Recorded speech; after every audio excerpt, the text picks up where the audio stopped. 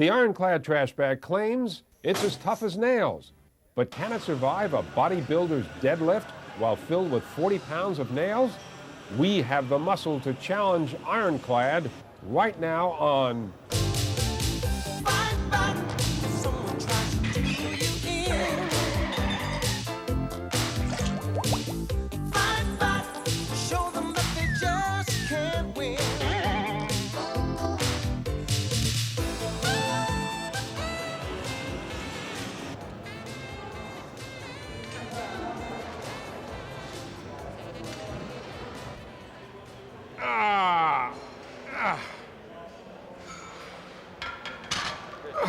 It's good.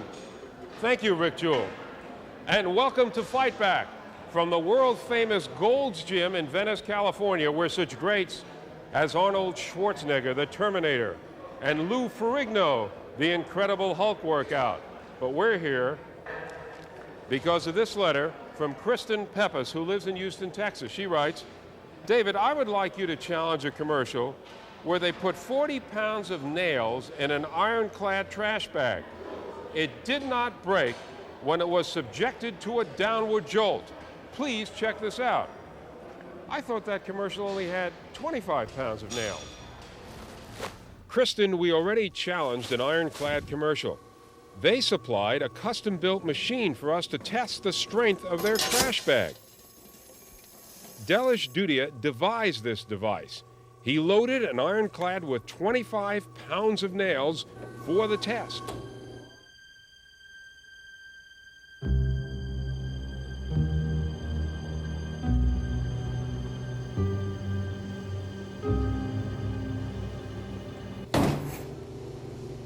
Delish, it worked. You still have a job. How do you feel about that now? Would you like to see it again? Sure. And again, and again.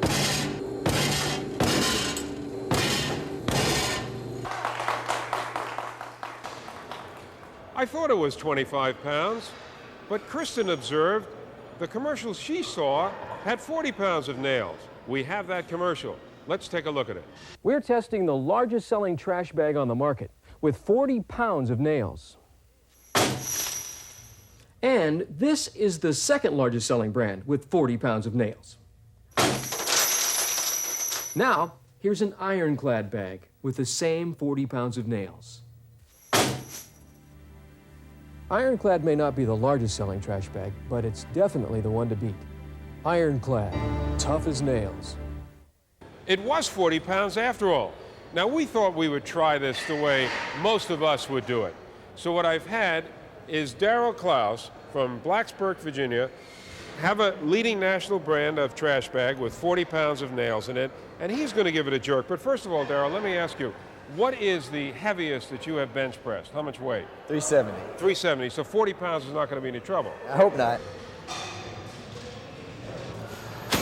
It tore open on the first slam, and it broke open on the second. Don't worry about it, Darryl. So now let's try the next leading national brand. Okay, just one. Woo! Well, I guess that one didn't work, did it? That is our second leading national brand. Now for Ironclad. Here again, we loaded it with 40 pounds of nails. Some of those working out wondered if it really was as strong as they claimed. Now, let's see what happens. Are you ready? Ready. Okay. 1, 2, 3. Should Oops. Did Ironclad pass the test? Let's take another look. National brand number 1 took a major jolt before it broke open. It collapsed on the second one. Brand number 2 broke just like it did on the commercial. And Ironclad? 1, 2, 3. Ironclad took 3 jolts before it broke. It passed our test. I want to thank all the nice folks at Gold's Gym in Venice, California for taking time out of their workout so we could do our challenge. Without a machine, it was almost impossible to calibrate just the right amount of pull to give each bag. But Darryl Clowes did a great job of tugging each bag with equal tension. Ironclad passed our challenge because even though it did break on the fourth jerk, the commercial only claimed it would survive only one, and it did. And we'll be right back after this. If an airline goes out of business, another airline has no obligation to honor those tickets. You will sometimes see an airline honor a ticket, but you can never count on that.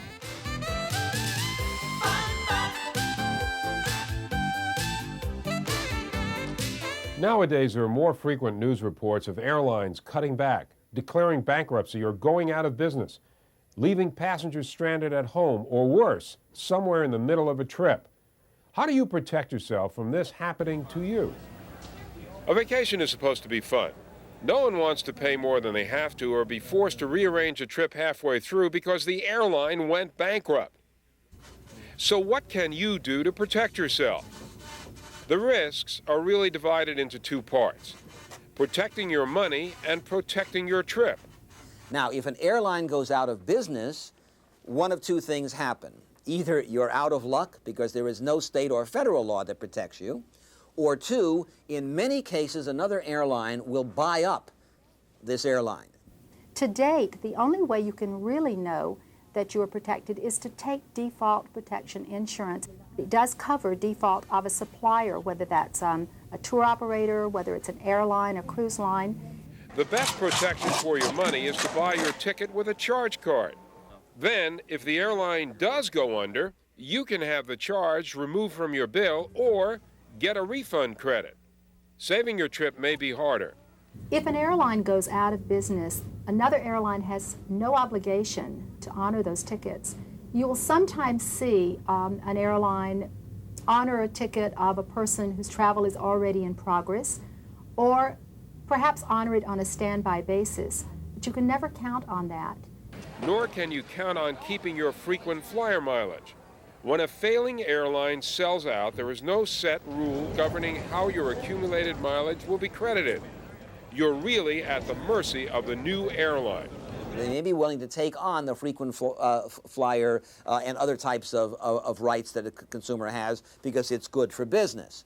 But they don't have to do that. If you're a frequent flyer with an airline that you're concerned may not be in business very long, what you can do is have a ticket issued on one of their airline partners. That ticket is good for a year. One way out of this dilemma is to buy trip insurance. Trip insurance is a reasonable precaution, especially for older travelers. But trip insurance is not cheap, and there are certain conditions and exclusions you should be aware of before you buy the coverage. For one thing, most policies exclude pre-existing illness as a reason for cancellation. Nor do they make refunds if you simply change your mind and decide at the last minute you don't want to go. It's important that you know the loopholes before you buy the insurance, and the best person to ask about that is the insurance carrier directly. Most travel agents know the basics, but the best bet is to call the insurance company directly. Norma Kenzer of Los Angeles found out about exclusions the hard way when the cruise she and her husband were supposed to take was canceled because of the Gulf War. Where was the trip that you were going on? We were going to India and Africa on the Ocean Pearl. They told you it was off. Did they offer to give you your money back? They didn't offer it. I fought for it. Why did you have to fight for it? Well, they wanted us to go to Australia, and I didn't want to go to Australia. And then when they released all the money, then the travel agent gave us a terrible hassle trying to get back the money. And how much did you finally get back? I got back all of it finally. How much was that? $9,468. The Kenzers had purchased trip insurance for $399. And since their cruise had been canceled through no fault of their own, they wanted that money back too. But the insurance carrier, Access America, refused. The company argued that since the couple got their fare back, they have no further claim against Access America. Trip insurance, after all, is like auto insurance. You pay the premium whether you have a claim or not. Let's say I've been with one of the major insurance companies for 5 years. I've paid my premium and haven't had an accident in that whole period of time. Because I haven't had an accident, is it fair for me to say, give me my premium back? And to expect them to do it? If you go on an overseas expensive trip, trip insurance might be worthwhile. But make sure before you pay the premium that you understand fully what is covered and what is not, so there are no misunderstandings. Now, there might be a misunderstanding in this letter that comes from KK Kinsey, who lives in Fort Lauderdale, Florida. KK writes, all Kellogg's Raisin Bran cereal boxes claim 2 scoops of raisins. The 1 1/8 ounce, the 15 ounce, and the 20 ounce, and the 25.5 ounce box.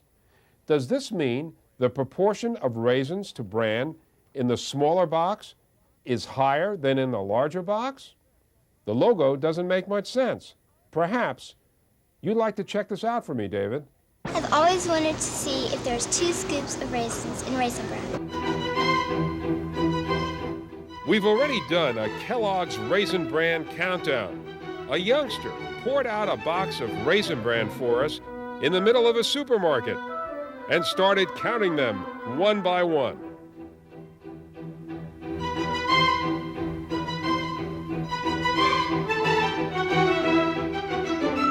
And now the results. Remember, Kellogg's Raisin Bran claims 2 scoops to each box. 1, 2, 3, 3.5. I got more than 2. I got 3.5 scoops. How could they possibly use the same size scoop on every box? I think that the scoop size would be different sizes for the size of the box. I would have to say it's a scoop. I'd say 2 scoops of raisins. Well, I'm sure that it would have to be a small scoop like this for a little box. I think this would be the right size scoop. No way. No way, those would be tablespoons, I guess. Sorry, Kellogg's, but I don't think you have the same 2 scoops in both packages. Well, I know, but there's all kinds of scoops. How large is a Kellogg scoop? We called Kellogg's for the scoop, and a representative told us she couldn't find the actual size of the scoops mentioned in the commercial. That scoops is not a measurement, but a term. She said, as in scoops of ice cream. She did tell us that there is 1 cup of raisins in every 20-ounce box of Raisin Bran. Now that would make each scoop 1/2 cup. Well, we put a 1/2 cup of raisins in this scoop to see how many would that be. It's a lot of raisins, but would the same amount be in this box? It also says 2 scoops. You know, KK, you're right. The logo doesn't make much sense. And we'll be back after this message. I was up in my bathroom getting ready for work, and she came upstairs and told me, Mom, you know, Kitty's in the trash. She brings me downstairs and points to the trash compactor. Then, of course, I realized what happened.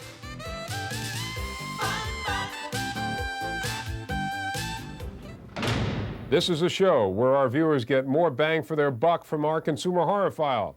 And the first letter comes from Sharon Allison, who lives in San Diego, California. She writes, I found the enclosed confusing sign outside a restaurant in San Francisco. I wondered if it was supposed to be multiple choice. Public restrooms upstairs in courtyard, located downstairs, outside, and straight upstairs. She says, I found it especially frustrating, David, because I was in desperate need of a washroom. Sharon, you are right. Whoever wrote that sign obviously wasn't a rocket scientist. They should have such a tough time finding a restroom. Louis J. Till, who lives in Prescott, Arizona, sent us another irritating restroom sign. Women, no dogs allowed. How insulting, says Louis, and I agree. Now, before anyone gets too excited about the sign, they mean no pet dogs allowed in the restrooms. And according to Louis, the same sign is on the men's room door. Okay? fair treatment here. Steve and Vicki Hawkinson of Sioux Falls, South Dakota, wrote us a letter saying this ad appeared in the Help Wanted section of the Sioux Falls newspaper, and it's perfect for your horror file. Person to be frozen alive. No experience needed. Must be in good physical condition. Ask for the Iceman. What gives, David? Well, this is really interesting. We found out this was a publicity stunt by radio station KXRB in Sioux Falls, South Dakota. They were actually looking for someone to be frozen in a block of ice. Now, no one volunteered, obviously, so their morning disc jockey, Dan Ferris, had to do it. What a stunt. He was put inside a 5,000-pound block of ice in a refrigerated truck for 46 hours. Listeners came by to speak to him via closed-circuit TV and phone. He made it through this chilling experience, and then he gave his bosses the cold shoulder, saying, "No more stunts like this one for me, folks." He continued, "Though the campaign was very successful, I shudder when I think they might ask me to do it again." And I agree with you. Send me your confusing and amusing labels, ads, and signs, or let me know about a commercial you might want challenged or a scam you've come across. Send it to Fight Back, Burbank, California, 91523. And if I use your letter on the show, I'll send you a Fight Back t-shirt. We sent one to Antoine Galindo, who lives in Garden Grove, California. Antoine shows off with a little trick photography. Very tricky, Antoine, and very interesting. If I've sent you a Fight Back t-shirt, I'd like to see how you look in it. Take your picture or a video in front of something you would like me to see. If I use it on the show, I'll send you a Fight Back emergency pack that you can store in your home, car, or boat. In most respects, a trash compactor is a pretty ordinary kitchen appliance. It's there, we use it, and we don't give it much thought. But when there are small children in the house, you can't take anything for granted.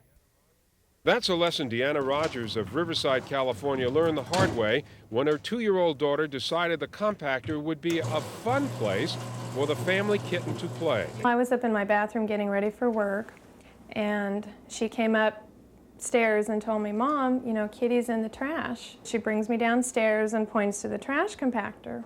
Then, of course, I realized what happened. You know, the foot lever to open it up is right here, and she thought it would be fun for the kitty to go in here, shut it, and turn that knob on, and it's all right there in her reach. You know, after this took place, we thought, what are we going to do? We were ready to get rid of the trash compactor, at that point. But then my husband said, you know, this little knob here does come out like a key, and we now keep that up. We are the only ones allowed to turn on the trash compactor, obviously, now. That's obviously a tragedy, and it could be even more of a tragedy if a child was involved. What about the regulations on trash compactors that could prevent accidents like this from happening? Well, we certainly could look into the possibility of making it more difficult to activate trash compactors, or actually where the switches are out of reach of small children.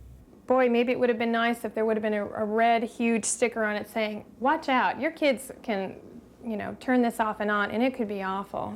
Kids like to put things in small places, boxes, that type of a thing. And no, this isn't for toys, this is only for trash. If you have a trash compactor in your home or you're thinking about buying one, check to see if there's some way children can be kept from turning it on. If there's a key lock that keeps the door closed, or a knob you can remove that will disable the switch. If not, then teach the children they must not play with a machine, that it's not a place for toys or pets. Because like Deanna Rogers, you'll never know how bad an accident like that can be until it happens. We'll be right back after this break.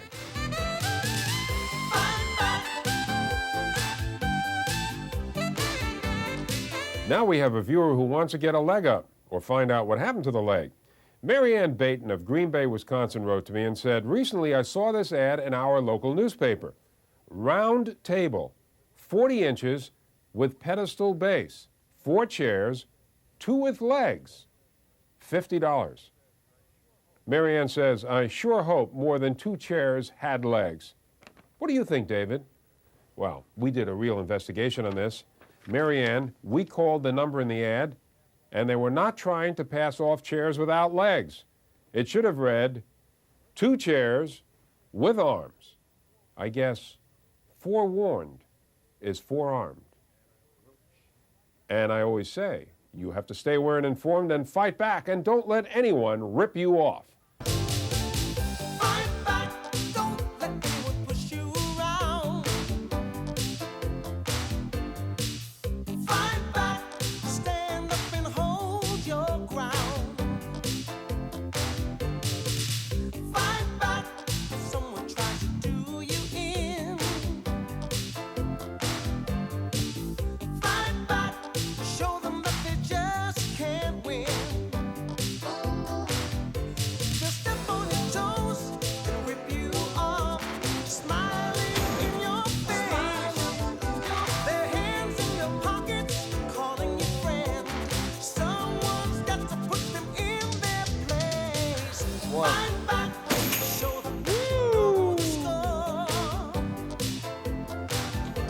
One, 2, 3. The Ford Motor Company has furnished the 4-wheel drive Explorer to help with our production transportation. The Fight Back Emergency Kit now includes a Maglite flashlight. The next time you need a flashlight, will yours work? Maglite flashlights, a work of art that works. Some of the participants on Fight Back will receive a Daisy Turbo Spa, which makes your bath an aerated whirlpool that soothes and refreshes you. Pamper yourself with a Daisy Turbo Spa.